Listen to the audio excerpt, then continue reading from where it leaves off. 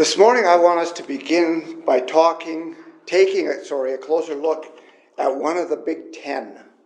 Now, first of all, what do I mean by the Big Ten? Well, the Big Ten is a reference to the 10 commandments of God that he gave to the nation of Israel way back in Exodus chapter 20.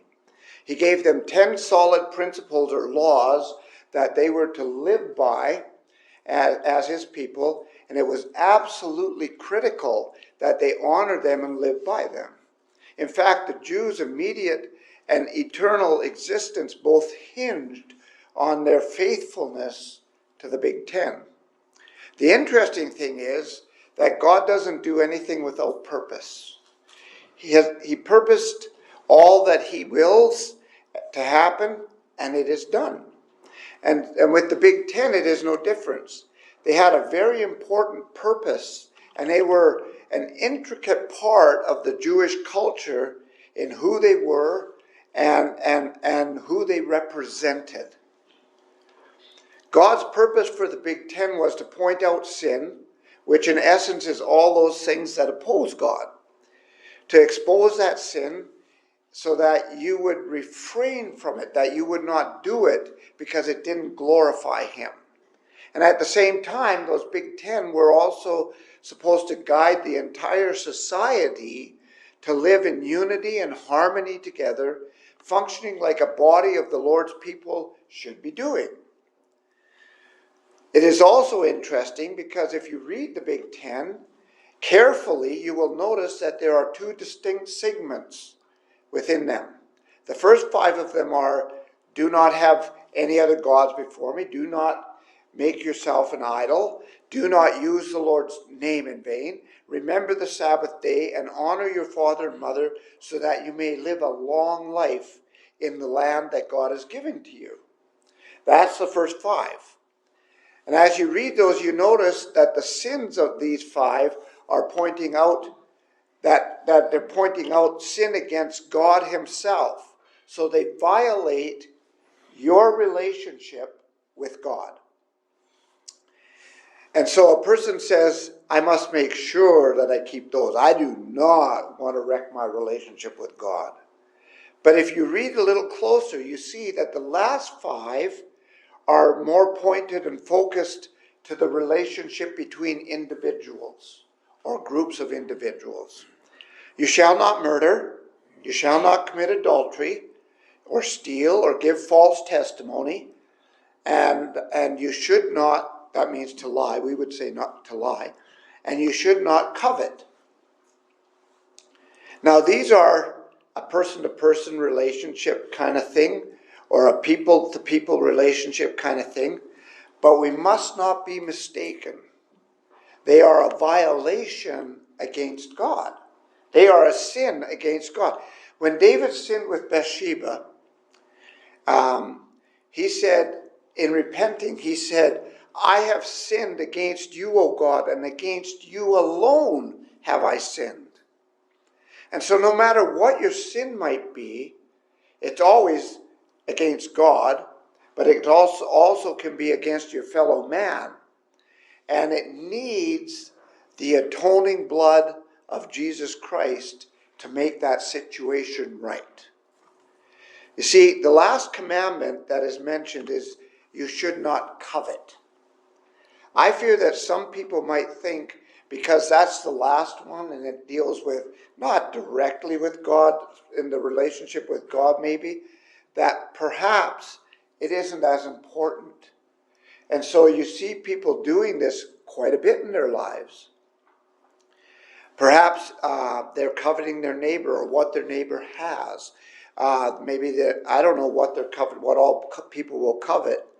But what I want to do this morning is I want to do a 3-case study to see and discover about coveting and the dangers that it holds for you and I. Isn't it ironic that some people might call a twist of fate is the very thing that comes back to haunt a person who is not level with something?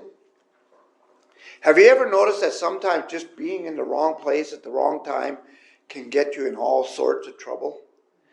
Israel had a very upstanding and outstanding king, that is God in heaven. And their request to God, if you remember, was to have a king like the nations around them, that would lead them into battle and would lead them to victory, as if God never led them in the battle or to victory. But I suppose they didn't look at God exactly that way. Well, David was the man, but he didn't go and lead them in a particular battle with the Ammonites.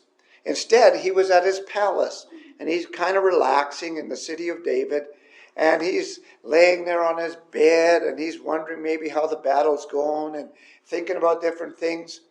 And later in the evening, 2 Samuel 11 records that he got off of his bed and walked out on the roof of the palace. And as he's looking around, and you can imagine from the roof of the palace, you could probably see a lot of Jerusalem.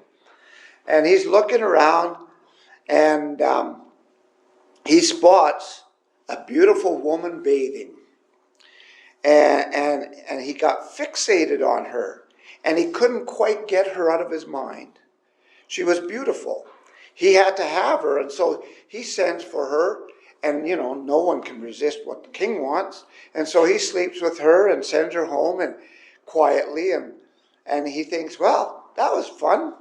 And no one will ever know about this. No one will be the wiser. I've satisfied my coveting now. And he washes his hands of it, so to speak.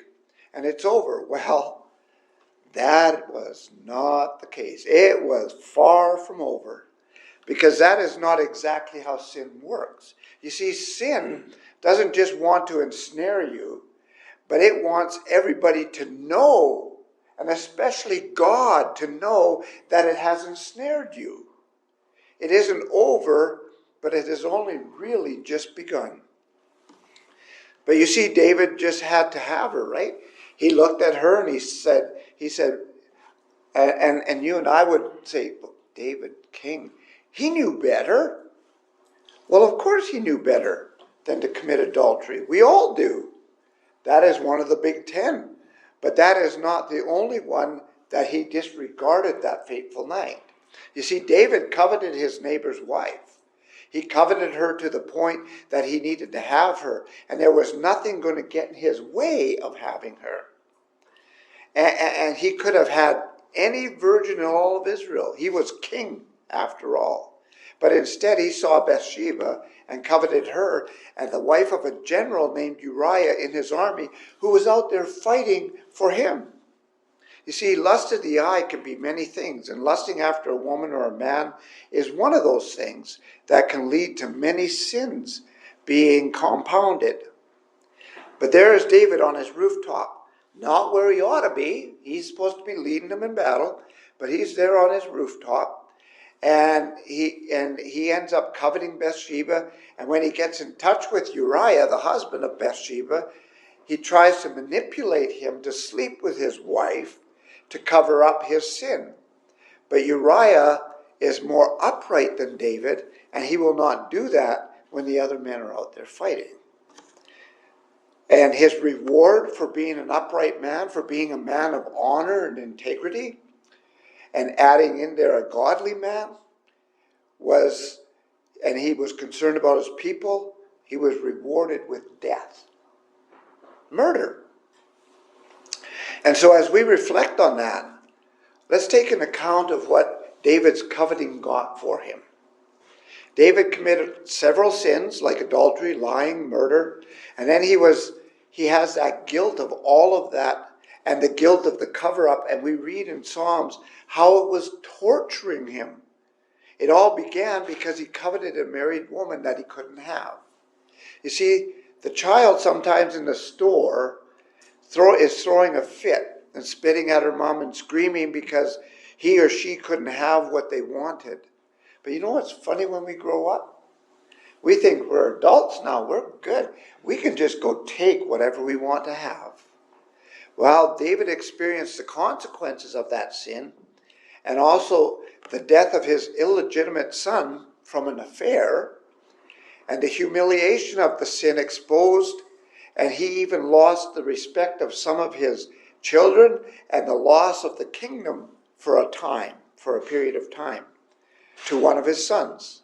Paul warns us in Ephesians 5:3, he says, he admonishes us saying, sexual immorality and all impurity and covetousness must not even be named among you. It is proper among the saints. It is not proper, among the saints. Coveting is evil. It is sin. It is a violation towards God, and it can destroy a person. Now, all that came about one night because David decided he was going to stay home from the battle, and he saw a woman, and he coveted. And for that, just that little time, his focus was off of God, and it caused him grief. And we'll find out it caused him more grief than he thought. David was more than just a king. He was a husband and a father. One of his sons, if you remember, was called Absalom. He had a family that you might say was, in that time, in the limelight, or was in the spotlight most of the time in their life. They were the family of the great king of Israel. They lived in the palace. Everybody oohed and awed about the king and the palace and everything. He was God appointed.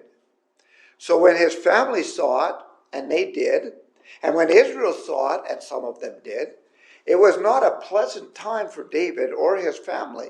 But what makes it even worse is that the man these children looked up to and that they called daddy, he let them down.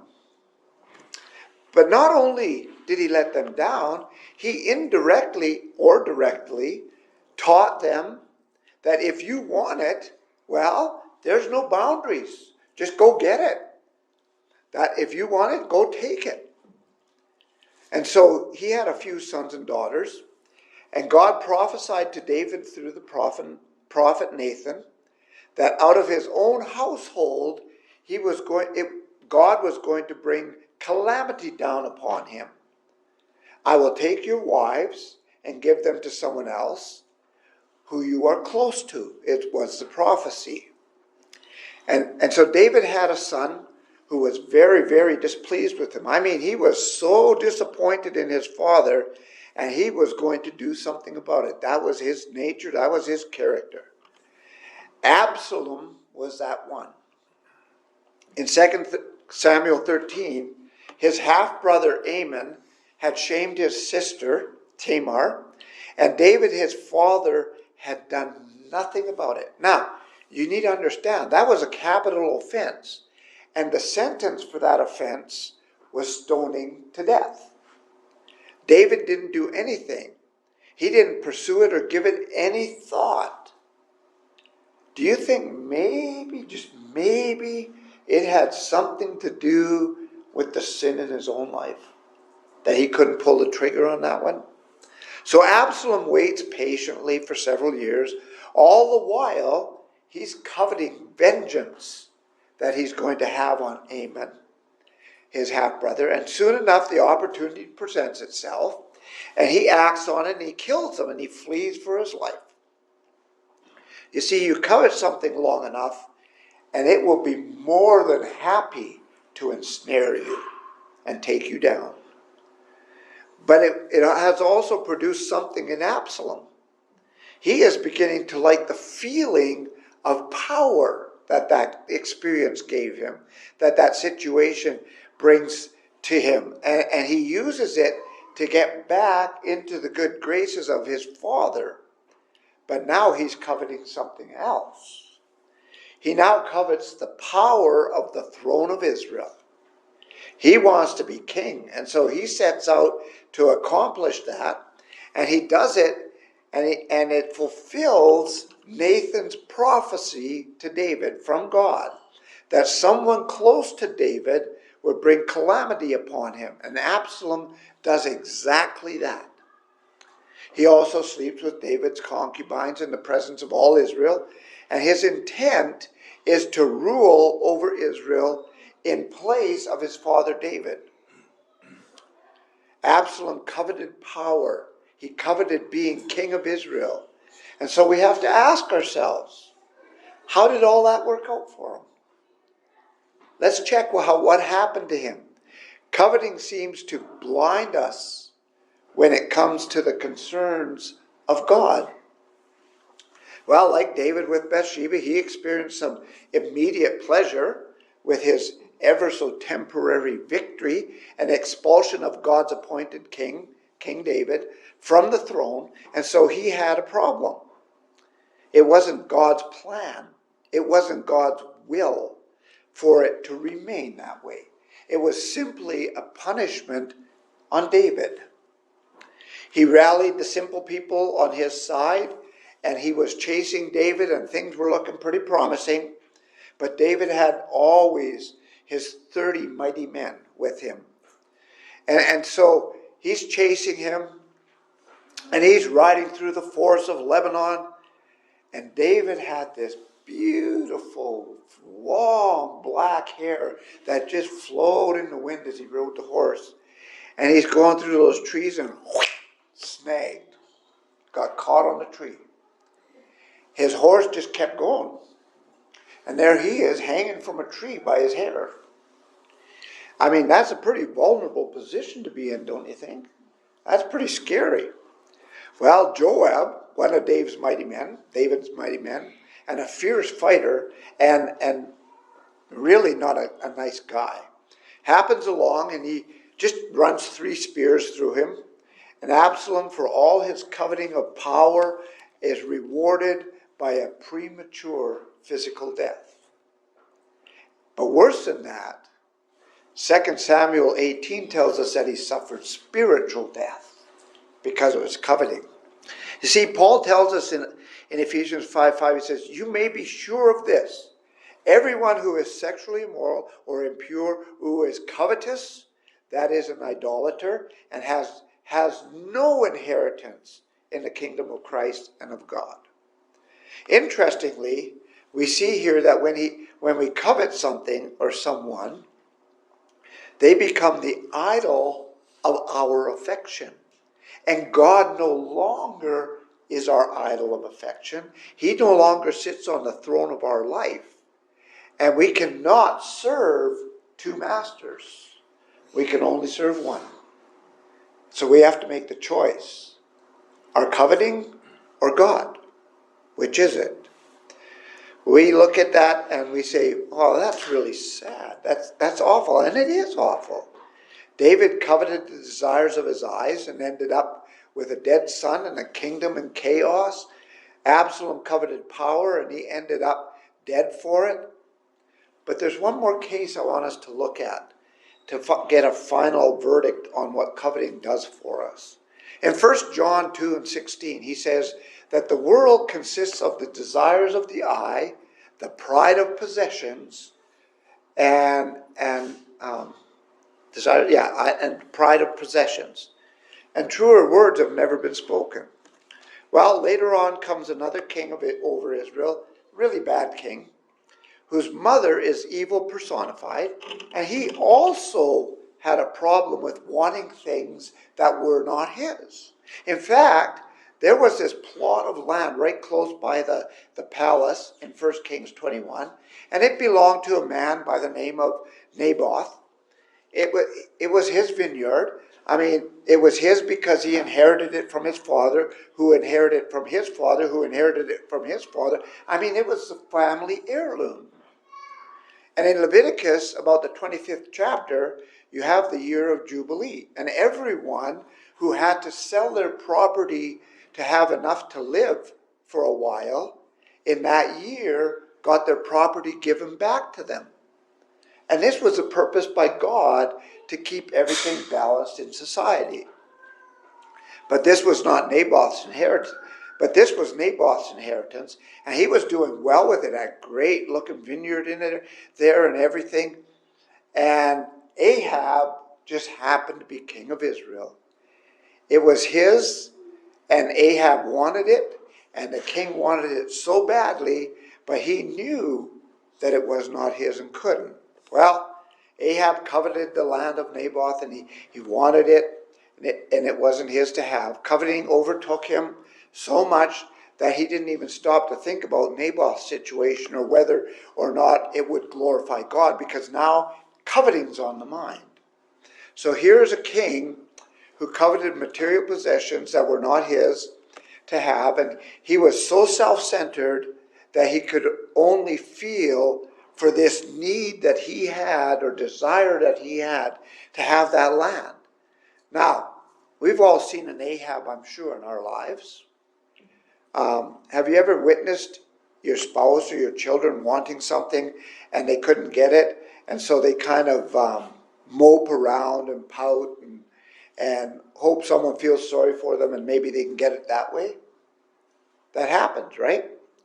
Ahab goes around the palace like a moping teenager that couldn't go out that night because his parents said, no, we're staying home and having family night. And he's pouting and putting on a face. And his mother, the queen, that's Jezebel, sees him. And you know mothers, they just cannot stand to have their little lovely boys pouting around like that. They can't stand to see that sweet little guy all upset. And so she fixes it for him. Now, if he wasn't coveting, he would have never been moping around. He would have never been upset. And so Jezebel conspires against Naboth and has him murdered. Then she goes and she takes the land to Ahab, and he is so happy and he is so excited because he got what he wanted all along and everything that he coveted. So what did all the coveting get for Ahab, you ask? Let's take a look.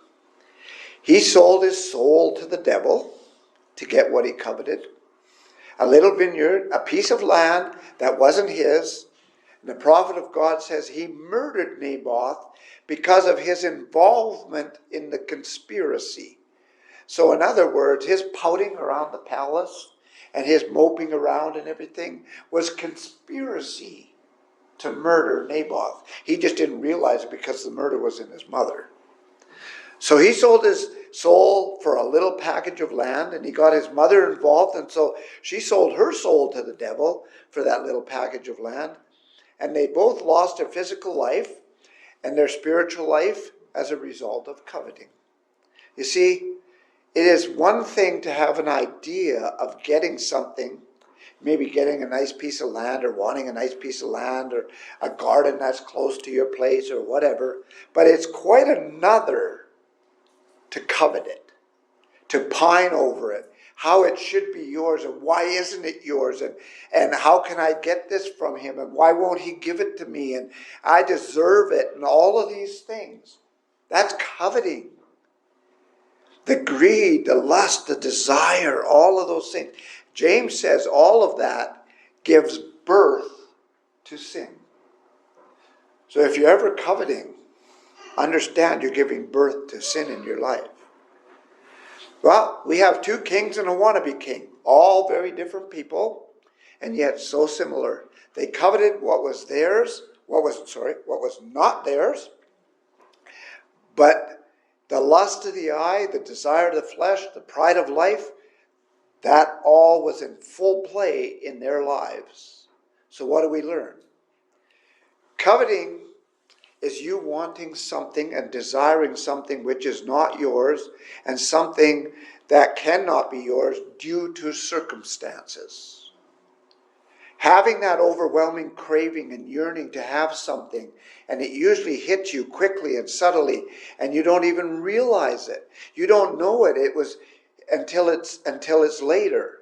Salespeople know this about human nature, and so that is why they design ads the way they do, and that is why they like impulse buyers. They just love it when something pops up on your phone and you go, oh, I gotta have that, that's cheap. And that's all they're waiting for. That's what they're doing. You see, the new car, or the new toy, or the fancy sweater that you always wanted, and you don't stop to think if you need it or not, or if it's necessary, but you've wanted it for so long, and now you got the opportunity. And it goes right with the rest of your sweaters, and after a week or two, you probably don't wear it but once a year. There are a lot of people who believe, though, that if you were rich, then that wouldn't be the case with your life. What else would you need in this world? Lindsay Lohan was an actress by world standards and was on top of her game when she was arrested, get this, for shoplifting. And I think probably some of us remember the stories, right? She was arrested for shoplifting, a petty crime for a person that had all the money that she had. King David had it all, but he wasn't happy. God told him he could give him anyone in the kingdom. And he said, no, I want Bathsheba. I've been coveting after her. And he went against God's word. It had nothing to do with need. It had everything to do with want. So coveting isn't limited to poor or rich or a specific target group or a specific society. It can get everyone. It is a sin that is highly ignored and can go undetected for the most part in a world where coveting has become a societal norm. Coveting has devastating effects on the morals of this world. One nation wants what the other nation has, and they go over and they bomb and they kill and they commit crimes against that nation to get it. Crimes that their own country would hang them for. In our world today, we see that happening everywhere we look. And every news report we hear and see, people say, well, if you want it, go get it. What's stopping you?